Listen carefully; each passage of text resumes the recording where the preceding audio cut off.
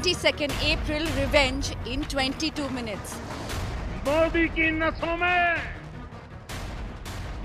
लहू नहीं, गरम सिंदूर बह रहा है. Rahim Yar base in ICU. India's Nal Air Base in service. यहां से कुछ ही दूर सीमा पार पाकिस्तान का रहीम यार खान एयरबेस है. पता नहीं आगे कब खुलेगा. आईसीयू में पड़ा है. Adampur to Nal, government's border connect.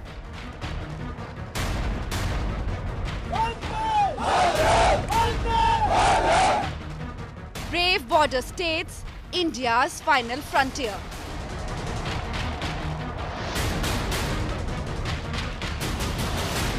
Prime Minister Modi's war cry in Rajasthan.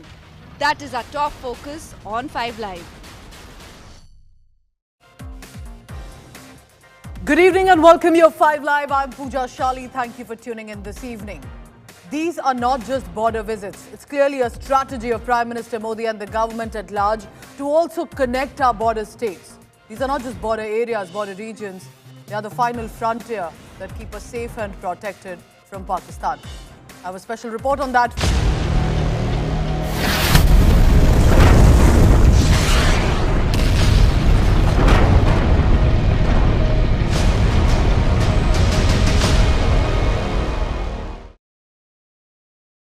So let's begin. Prime Minister Narendra Modi was in Rajasthan this morning. He visited Bikaner. Of course, the focus was to visit the base in Bikaner, and to show, of course, like all other bases from Jammu Kashmir, Punjab and other states as well, including Gujarat, even the Rajasthan base is fully functional and fine.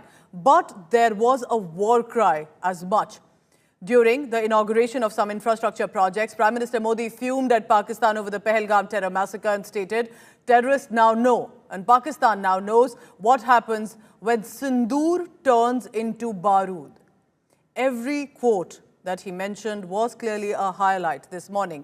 He's also said that he kept his promise to reduce terrorism to rubble and will not let this country down at any cost. He highlighted different achievements of Operation Sindoor as much and said 9 terror hubs demolished, and basically 22nd April's revenge was taken in 22 minutes. Of course, acknowledging the contribution of the Indian Armed Forces, he maintained that there will be no talks. Blackmail will not be tolerated, but illegal occupation of Pakistan-occupied Jammu Kashmir will be discussed if required. Amid all of this, remember, he started his visit with the Karni Mata temple. This is very important. This is about acknowledging in many ways, as is a strong belief in the border areas, of the protecting deity, a local protecting deity that Karni Mata has been known for and has been prayed and worshipped by irrespective of the soldiers or the local population. Then he also inaugurated the Deshnok railway station, which is now redeveloped, and then visiting the Nal Air Base. We are waiting pictures and videos from that as well, a strategic location, but a clear reminder and a message from Prime Minister Modi about how there's a reason he's visiting these border areas. Let me now take you through some of the top excerpts, the highlights that have come in on how Prime Minister Modi made it very clear of what Operation Sindoor was about, why was it for. आपने देखा होगा पूरी दुनिया में पाकिस्तान की पोल खोलने के लिए हमारे देश के 7 अलग अलग प्रतिनिधिमंडल पूरे विश्व भर में पहुंच रहे हैं. और इसमें देश के सभी राजनीतिक दलों के लोग हैं, विदेश नीति के जानकार हैं, गणमान्य नागरिक है. अब पाकिस्तान का असली चेहरा पूरी दुनिया को दिखाया जाएगा. साथियों, पाकिस्तान भारत से कभी सीधी लड़ाई जीत ही नहीं सकता. जब भी सीधी लड़ाई होती है तो बार बार पाकिस्तान को मुंह की खानी पड़ती है. इसलिए पाकिस्तान ने आतंकवाद को भारत के खिलाफ लड़ाई का हथियार बनाया है। आजादी के बाद पिछले कई दशकों से यही चला आ रहा था। पाकिस्तान आतंक फैलाता था, निर्दोष लोगों की हत्याएं करता था, भारत में डर का माहौल बनाता था, लेकिन पाकिस्तान एक बात भूल गया। अब मां भारती का सेवक मोदी यहां सीना तान कर खड़ा है।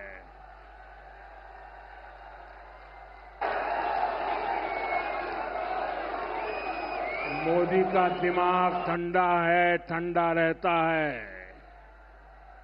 लेकिन मोदी का लहू गर्म होता है।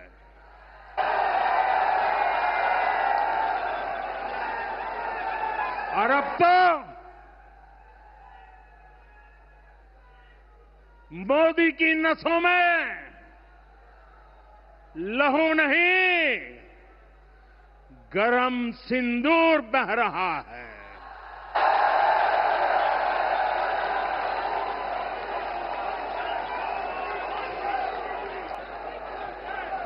अब भारत ने दो टूक साफ कर दिया है। हर आतंकी हमले की पाकिस्तान को भारी कीमत चुकानी पड़ेगी और ये कीमत पाकिस्तान की सेना चुकाएगी, पाकिस्तान की अर्थव्यवस्था चुकाएगी। एयर स्ट्राइक के बाद मैं आया था, तब मैंने कहा था, सौगंध मुझे इस मिट्टी की, मैं देश नहीं मिटने दूंगा, मैं देश नहीं झुकने दूंगा।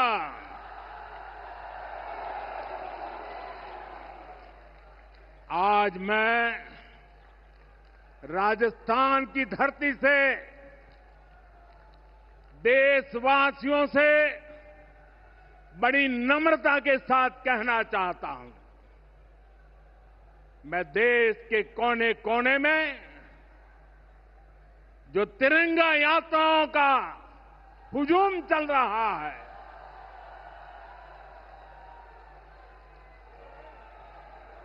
मैं देशवासियों से कहता हूं,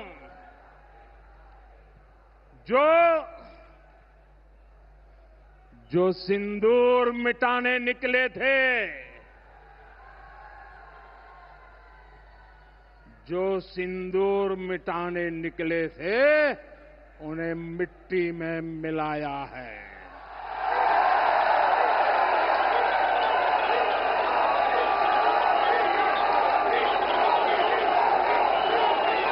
जो हिंदुस्तान का लहू बहाते थे,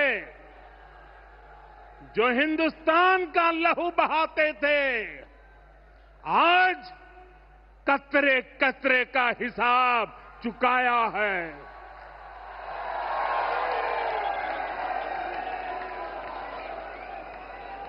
जो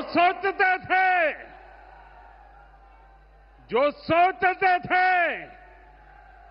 भारत चुप रहेगा, आज वो घरों में डूब डूब के पड़े हैं।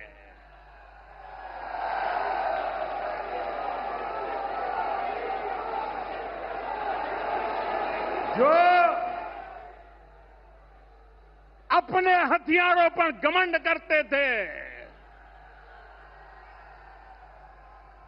जो अपने हथियारों पर घमंड करते थे, आज वो मलबे के ढेर में दबे हुए हैं।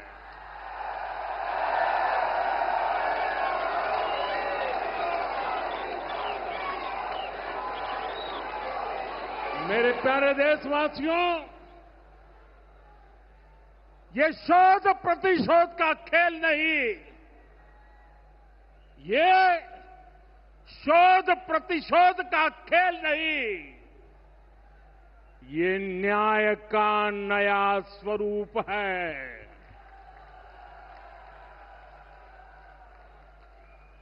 ये न्याय का नया स्वरूप है। ये ऑपरेशन सिंदूर है।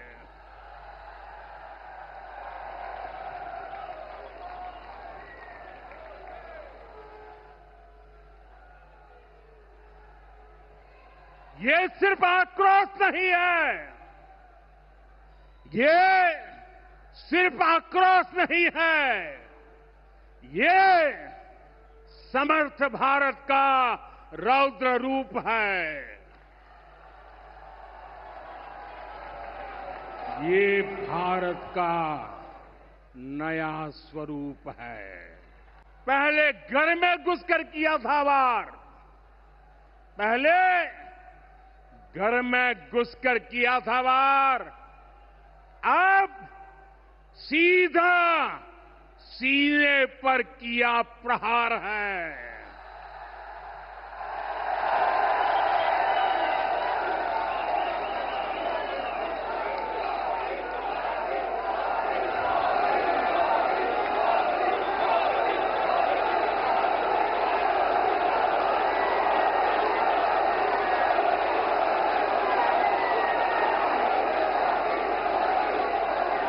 आतंक का फन कुचलने की,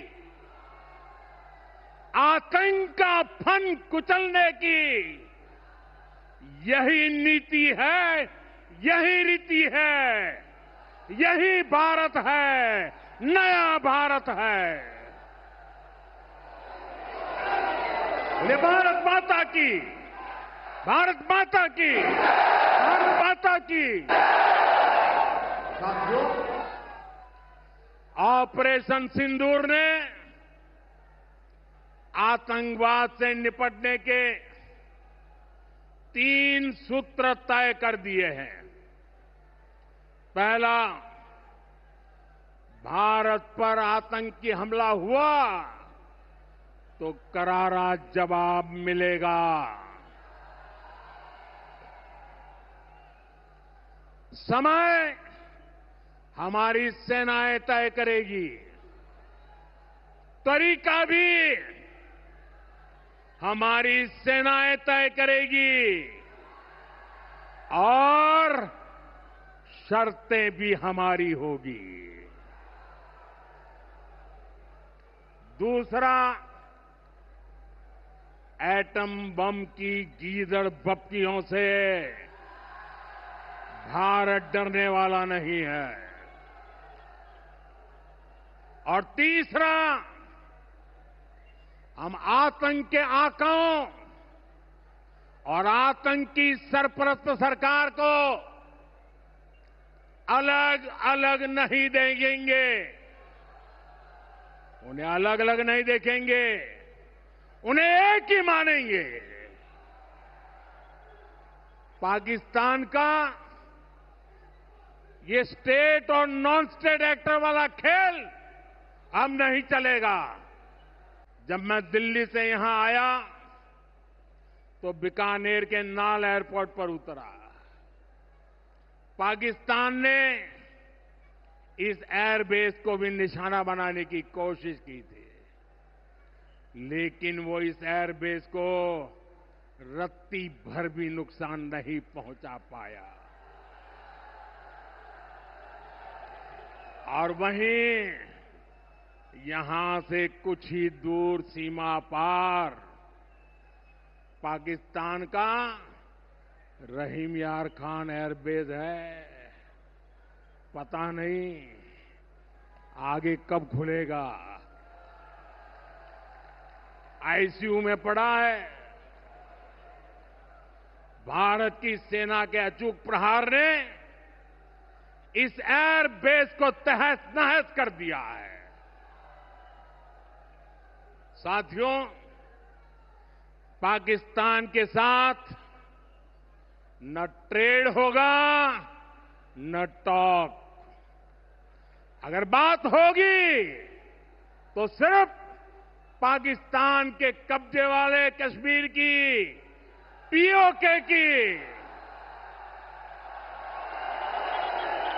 और अगर पाकिस्तान ने आतंकियों को एक्सपोर्ट करना जारी रखा तो उसको पाई पाई के लिए मोहताज होना होगा। पाकिस्तान को भारत के हक का पानी नहीं मिलेगा। भारतीयों के खून से खेलना पाकिस्तान को महंगा पड़ेगा। ये भारत का संकल्प है और दुनिया की कोई ताकत हमें इस संकल्प से टिका नहीं सकती है। Remember, this is not just about speaking on the stage. This is a war cry in Rajasthan, in a border state, and clearly aware that Pakistan would also be carefully tracking what Prime Minister Modi is saying. When Prime Minister Modi said, Sindoor turned into Barood, basically meant that you came after and for our women, killed their men, mocked the women who were left behind, watching all of that in horror. And then you thought India is not the nation that usually responds the way we did this time with Operation Sindoor. And then added Rahim Yar Khan base is in ICU. Here, the Nal base that was attempted to be attacked is just fine. Piyush Mishra joins me for the latest on that. Now, Piyush, while we were all listening to the speech, there are multiple highlights this time. But what does one say to the kind of assertive, aggressive tone Prime Minister Modi has taken in Rajasthan? What do you think is the strategy here for the PM? Well, Pooja, one thing is clear that our stance remains the same, and Prime Minister has reiterated that if in future any kind of terror attack is carried out against India, then our armed forces are going to decide as to how to react back and how to teach lesson to Pakistan and what would be the mode, timing and target. Also, India is not going to come under the pressure of nuclear threat. Also, the third policy on which the government is going to stand is that there is no difference between Pak-sponsored terrorism and the masterminds of the terrorist activities those are carried out. So one thing is clear that if any terror attack happens, we will react back strongly and teach a lesson to Pakistan again. And also, the Prime Minister has made it very clear that there will be no trade, no talks with Pakistan. And if any kind of talks, those have to take place, that will take place only and only on Pak-occupied Kashmir and terrorism. So Prime Minister has once again reiterated what he has been saying, but this time he was more aggressive, saying that मेरे रगों में लहू नहीं बल्कि गरम खोलता हुआ सिंदूर बह रहा है. So that was a strong message and a message not only to Pakistan but also to the entire world community that if any terror attack again happens, then we will decide how to react and our armed forces will certainly, decide as to how to teach another lesson to Pakistan. Remember, because the fact is there may have been a response like this of this nature after Pahalgam massacre, but Pakistan has indulged in terror attacks way too long now. Whether we talk about Jammu Kashmir since the 90s, the Riyasi, the Rajouri terror attacks, our civilians, our children, our women and men have been targeted for no reason. Of course, Pahalgam massacre was perhaps when India realized enough is enough. But here's perhaps what's something that you must have missed, and I want to bring that to your notice. What did you see in the past few days since Prime Minister Modi went to the Adampur Air Base? Look closely. These are the border states, the 4 states specifically that Prime Minister Modi and Defence Minister Rajnath Singh visited. It started with the visit to Punjab's Adampur base, which was, of course, a secret, a surprise till the time officially information came in, and again after Operation Sindoor to showcase that everything is fine, our bases have not been attacked, that they are fully functional, unlike what Pakistan was trying to claim. And then designating Defence Minister Rajnath Singh to Jammu Kashmir, the Srinagar base, and then to Gujarat's Bhuj. And then Prime Minister's visit to Bikaner in Rajasthan. Just look how these border states are being connected. This is also, remember, not just a visit to showcase the bases. This is connecting our borders, as Prime Minister Modi said, not just corners. These are our frontiers. Our frontiers, a final frontier of protection. Whether you talk about the northern or the western sector, remember that armed forces here in these areas have to be on a 24/7 alert. People, the local residents of these border areas have suffered from Pakistan attacks. They have to be on a 24/7 guard as well. And together, the people and the armed forces, with the synergy, with the political will be able to keep Pakistan's evil intentions at bay and have done this all this while.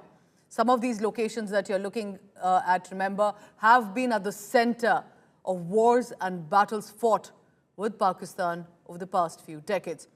So this visit that you see in series underscores India's focus, the government of India's focus as much on strengthening border infrastructure and boosting development in strategic regions, especially with the armed forces, but also as much people hailing from these areas. That's the reason that this morning when Prime Minister Modi visited Rajasthan, apart from visiting the soldiers, he also announced a slew of infrastructure measures this time, 25,000 crore rupees, and also interacted with the people in Bikaner, flagging off the Bikaner to Mumbai train to send a message of connecting border town, for example, to the big mainland city. Highway and road projects have been announced as well. All of this, ladies and gentlemen, is a messaging that these border towns will be developed highly and their welfare remains a top priority. And this is very important, because these are brave people who continue to be in areas that Pakistan wants to inflict damage, thankfully has not been able to succeed.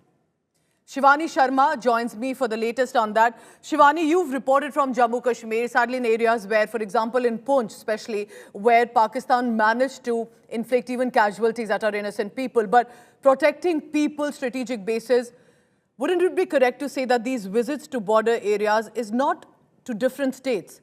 It's a connecting frontier that the government is trying to put forth. Pooja, in last 9 days, this happens to be the fourth important visit. First, 2 visits by Prime Minister Narendra Modi and Defence Minister Rajnath Singh.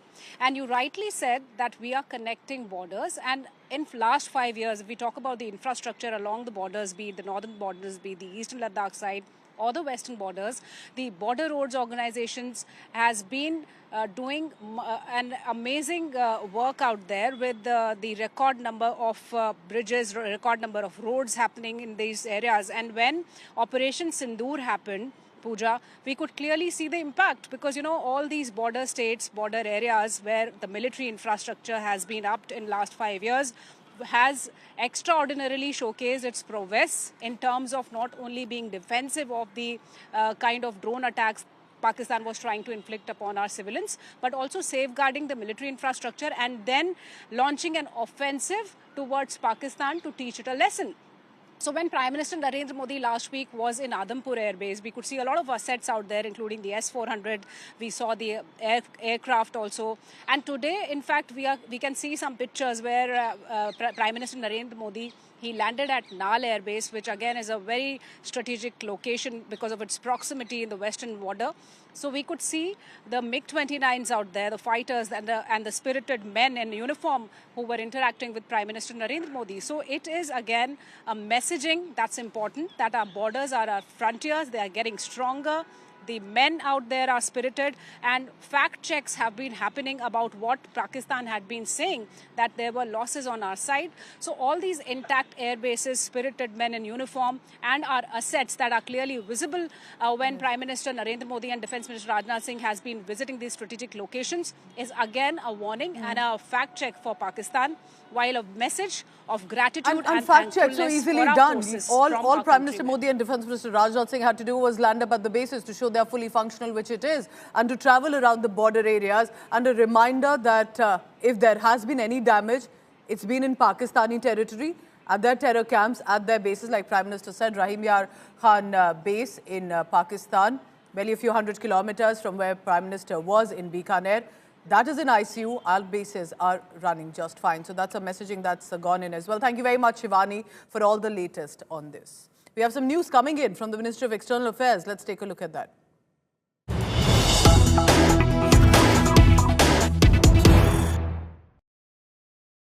India sending out a direct message to Turkey and China, especially for their support in arms and ammunition to our neighbor nation Pakistan. Arms and ammunition that were used to harm innocent Indian civilians. India has sent out a warning to Turkey and China, and I quote first here from what the MEA has said in the press conference a short while ago. Do not back cross-border terror. We expect Turkey to act against terror. ties are built on mutual sensitivity. This is very important. Can ties continue with a country that's openly backing a rogue neighbor nation of ours, that's inflicting wrath, damage, deaths on our innocent people, not just strategic assets? Let's listen in to what the External Affairs Ministry spokesperson Randhir Jaiswal had to say.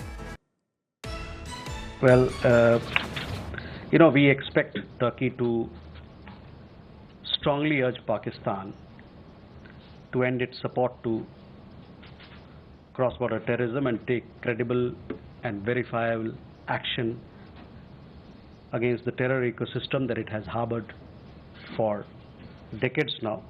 And relations, as you know, are built on the basis of sensitivities to each other's concerns. So that's a direct message. That's what the National Security Advisor, that's what MEA spokesperson said, that our NSA and the Chinese Foreign Minister Special Representative as well had spoken to each other on 10th May. But NSA conveying very directly India's resolute stance against cross-border terror that emanates from Pakistan. And the Chinese side is aware that only mutual trust, mutual respect, mutual sensitivity can be the basis of India-China relationship. Now we understand why China would support Pakistan, why would it want a disturbed Indian nation that is rising the economy ladder, but Turkey as well. Our India Today global editor Pranay Upadhyay joins me this evening on FiveLive for the latest. Pranay, good evening. You tell me, right now, how should one see this message by the MEA, especially to Turkey, and expecting them to at least not support this cross-border terrorism that's harming our innocent civilians from Pakistan? Pooja, if you see the phrasing of India's Ministry of External Affairs and its spokesperson, Mr. Randhir Jaiswal, you can clearly make out that India's direct message to all those who are standing or those who have claimed to have expressed their support for Pakistan is that they should use their influence on Pakistan to stop harboring terrorism. And also, this is a clear message, be it China, be it Turkey, that the relationship can be built only on mutual respect to the sensitivities. And if be it China or be it Turkey, if they want to side with China, with Pakistan, and Pakistan, especially on this issue where with the heinous crime of massacre which took place in Pahalgam, if on that issue they want to stand with Pakistan, then this is the time for India to call out and review the relationship. So the clear message is there for Turkey, the clear message is there for China. If you see, and even for the United States, if you see that President Donald Trump has been claiming umpteen time that he has brokered the deal. But if you see what the ministry has said, is that only three things. There's a 3-point agenda between India and Pakistan. One, the return of POK. Second, the return of terrorists whose long list is pending with Pakistan. And thirdly, that only thing to talk about Pakistan, to talk with Pakistan is terror. And unless there is a credible and a verifiable action on terrorism, there is no point in talking to Pakistan, because we have been through this ladder. We have gone through this process, be it the composite dialogue process, be it the dialogue process, be it the informal visits, be it the formal visits. We have gone through all the shades of the dialogue process and engagement with Pakistan. But what we received in return is the wounds of terror incidents. And now enough is enough. If you see the statement coming from the government, right, from the level of Prime Minister up to the level of the ministry, it's absolutely clear before Pakistan that only agenda to engage with Pakistan is terror. And unless they act against terror, then there is no point in talking to Pakistan. Pranay, I request you to please stay on with me, because let's listen in now to our MEA spokesperson, especially on the India-China border tension. On 10th of May, I think,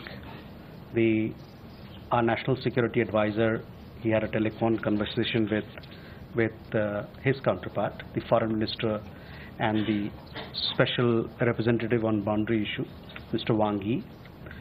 During this conversation, our National Security Advisor conveyed clearly India's resolute stance on cross-border terrorism emanating from Pakistan, and just to underline that the Chinese side is well aware that mutual trust, mutual sensitivity and mutual respect forms or remains the basis of India-China relations. Remember that Turkey and China did not just offer political diplomatic support. They supplied drones, missiles, fighter jets against India that were used to harm our people and assets. Thankfully, we thwarted it. But what does it reflect and speak about these two countries vis-a-vis Pakistan? We'll be tracking more on that. This is the big story, MEA's big message to Turkey and China. The American president once again trying to put up a bid that he should get credit for how India-Pakistan managed to bring a pause to the tensions, to Operation Sindoor, to the strikes and more. He's reclaiming again that he settled the conflict through trade. Now, this is despite the fact that India has constantly put out clarifications that no third-party mediation happened here.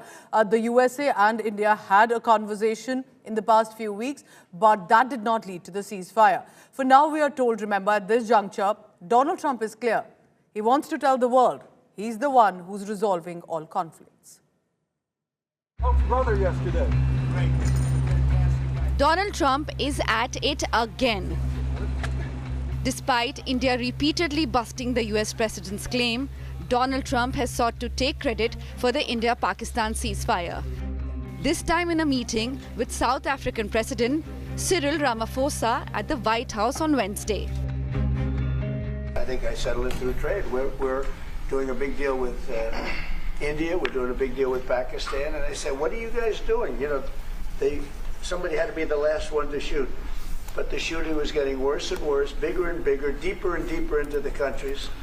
And we spoke to them, and I think I hate to say we got it settled, and then 2 days later, something happens and they say it's Trump's fault. New Delhi insists the ceasefire was reached after Pakistani DGMO approached his Indian counterpart. External Affairs Minister S. Shankars, in interviews to the Dutch, reiterated India's version of the event.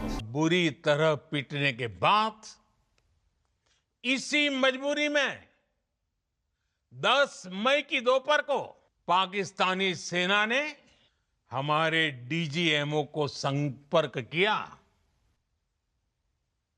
तब तक हम आतंकवाद के infrastructure को बड़े पैमाने पर तबाह कर चुके थे। Currently on Europe visit, Jaishankar asserted talks are still on with the US for a trade deal. The minister said India is a very independent country and the US should understand that India's decisions are driven entirely by self-interest. While US President Donald Trump repeatedly claims American role in brokering a ceasefire between India and Pakistan, spokesperson of his administration have been less emphatic. Tackling Trump will be one of the key challenges for Indian diplomats in the coming days. Bureau Report, India Today. Remember that External Affairs Minister S. Jaishankar, the government and the top leadership, including Prime Minister Modi, already had given out clarifications on that. But just to be clear, the External Affairs Ministry again deciding to issue a statement on Trump's ceasefire repeated claim. Listen in. Question of President Trump. See, I had made in the last briefing, I had made very clear, I had addressed this issue. Further to that, I have nothing to add, but at the same time, I would like to let you know that you are aware of our position that any India-Pakistan engagement has to be bilateral. At the same time, I would like to remind you that talks and terror don't go together.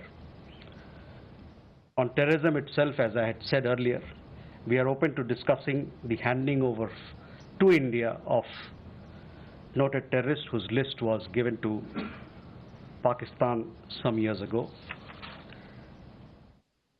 I would also like to underline that any bilateral discussion on Jammu and Kashmir will only be on the vacation of illegally occupied Indian territory by Pakistan. And on the question of Indus Waters Treaty, I am again repeating myself, it will remain in abeyance until Pakistan credibly and irrevocably abjures its support for cross-border terrorism. As the Prime Minister has said, water and blood cannot flow together. trade and terror also cannot go together. And remember that this is not just about India or Pakistan. Donald Trump has been repeatedly saying this about Russia, Ukraine, for example, and how he's also mediating for Israel and Gaza. So he is clearly attempting to showcase his image that he's the one who's the peace mediator of the world right now. But the fact is, conflicts are still on. Let me now take you through an exclusive conversation. Donald Trump's former National Security Advisor, John Bolton, spoke to India Today's consulting editor, Rajdeep Sardesai, and in this exclusive conversation, he reveals how Donald Trump is trying to shape the story. And that is typical Trump. Listen in.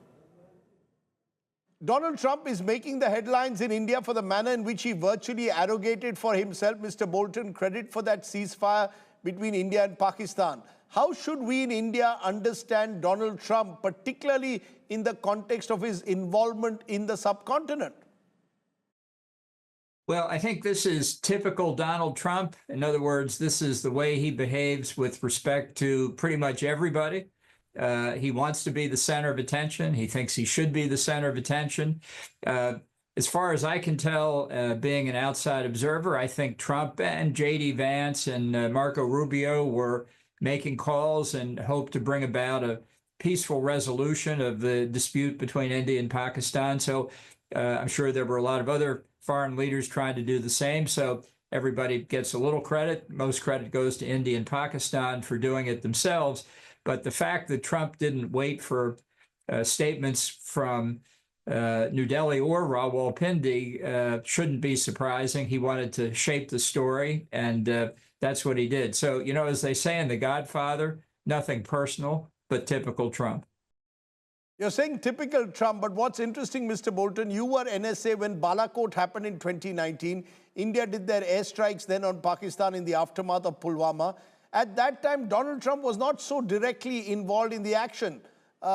He wasn't the one bringing the two countries directly together.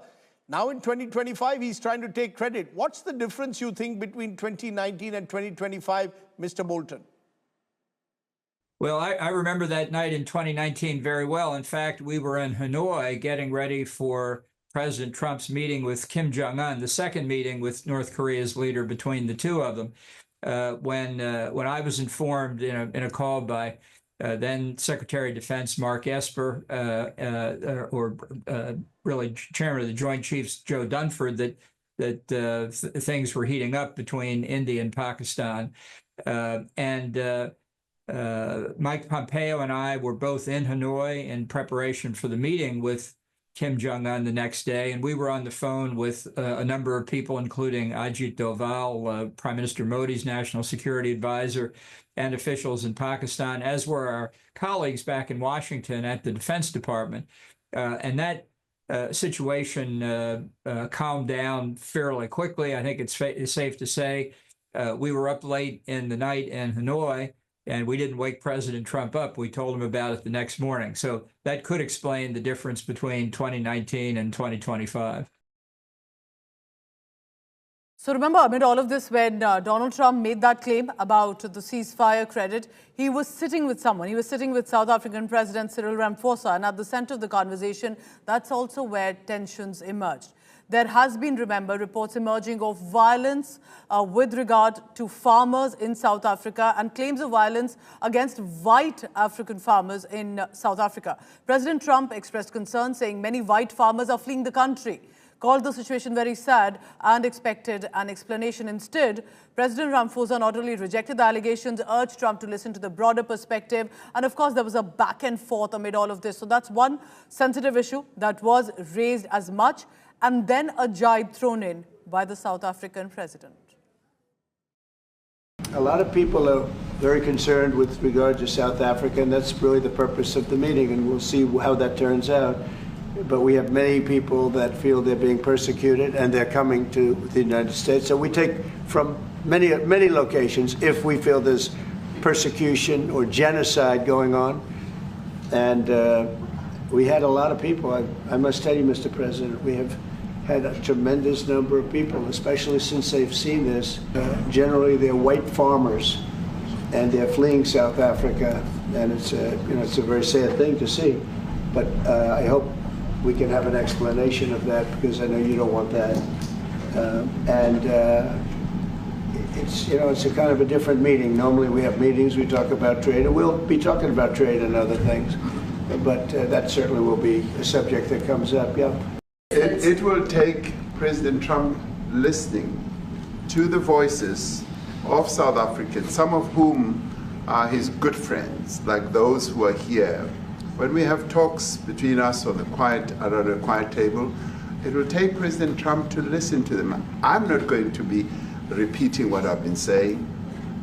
I would say if there was Afrikaner farmer genocide, I can bet you these three gentlemen would not be here, including my Minister of Agriculture. He would not be with me. So it'll take him, President Trump, listening to their stories, to their perspective. Right, so now we'll see how Donald Trump's association and equation with the African nations goes here on as well. We'll be tracking more on that. But I want to now take you to Washington, D.C., where there has been a tragic, terrible attack that happened right outside the Jewish Museum in Washington, D.C. It left 2 Israeli embassy staff members dead. The suspect, one Elias Rodriguez, we are told, has been arrested from the crime scene. And he was seen shouting "Free Palestine" as well when he was being taken in custody. With the federal investigators now on the case, we take a closer look. What happened? Who were the 2 people who were killed, shot dead, and in this brutal manner, with regard to how there is an ongoing conflict otherwise in Israel and Gaza, and a reflection of that in Washington, D.C., in the USA? Is this anti-Semitism or more? 2 young Israeli embassy staffers were gunned down outside the Capitol Jewish Museum in Washington, D.C. late Wednesday night. The gunman, 30-year-old Elias Rodriguez of Chicago, opened fire at close range as the victims were exiting the American Jewish Committee's Young Diplomats reception. The suspect identified where he discarded the weapon, and that weapon has been recovered, and he implied that he committed the offense. The suspect chanted "Free, Free Palestine" while in custody. The suspect has been tentatively identified as 30-year-old Elias Rodriguez of Chicago, Illinois. Free, free Palestine! Rodriguez, now in police custody, was filming, chanting "Free Palestine" moments after the shooting. A disturbing scene that has sparked condemnation from around the world, particularly from Israeli leaders. Israeli President Isaac Herzog denounced the attack in a strongly worded statement, assuring that anti-Semitic terror and hatred will not weaken Israel's bond with the United States. On the way in, Ms. Bondi was kind enough to hand me the phone. On the other line was the President of the United States, Donald Trump, who told me that his administration is going to do everything it can possibly do to fight and end anti-Semitism. Ambassador later turned emotional as he revealed that one of the victims had planned to propose just the next week. The young man purchased a ring this week with the intention of proposing to his girlfriend next week in Jerusalem. They were a beautiful couple who came to enjoy an evening in Washington's Cultural Center. US President Donald Trump described the killing as anti-Semitism and called for an end to hatred and radicalism in America. Indian Minister of External Affairs S. Shankars has also voiced his condemnation, demanding the perpetrators be brought to justice. FBI Director Kash Patel has been briefed, with federal authorities continuing to investigate the motive and circumstances of the attack. The tragedy has left Jewish communities around the world feeling shaken and vulnerable. Israeli Prime Minister Benjamin Netanyahu has ordered enhanced security at Israeli embassies globally. Here in the national capital where I'm standing, right next to the Israel embassy, the security is on the toes like always, either it be the internal security of the Embassy of Israel in India, in national capital, or of the other agencies and Delhi police. Because of this particular instance, the security is on high alert out here, and every movement of the passerbys are also being tracked right now.